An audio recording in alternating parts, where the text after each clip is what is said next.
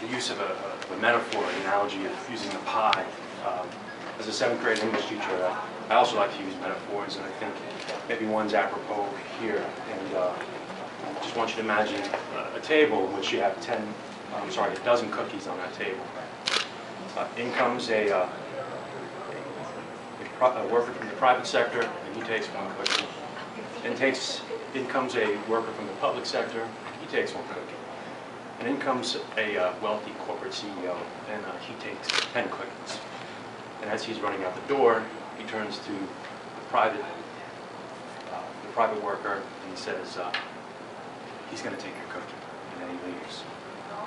And with that said, as a teacher in the White Plains community, and I'm also a parent with a child in the Portchester School District, also with one soon being pre-K, and I feel it's my moral imperative to speak about the disastrous cuts that have been aimed at the public school system. It's been said that budgets can be considered moral documents, and I don't see how Albany can justify cuts for the wealthiest residents, the millionaires, and continue to give tax breaks and make loopholes for corporations while gutting services to those who are the neediest. Governor Cuomo's plan entails 1.5 million cuts. I know that's been said a couple of times to our public schools. However, with the millionaire's tax cut on the table, we're looking at $1.2 million in potentially lost revenue. The governor's own moral document clearly reflects a reprehensible and a destructive choice that deeply affects the well-being of our middle and lower income families, as well as their children.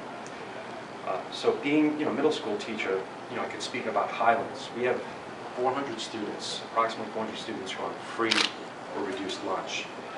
With a total population of 1,200, that amounts to 1/3 of the student population. All of these cuts could ultimately mean a reduction in after-school programs, a loss of arts, music, and sports activities. Already, the pre-K program in White Plains has been gutted. Staff reductions and teacher layoffs, which have already happened in the previous year, but with more to come, will lead to larger class sizes.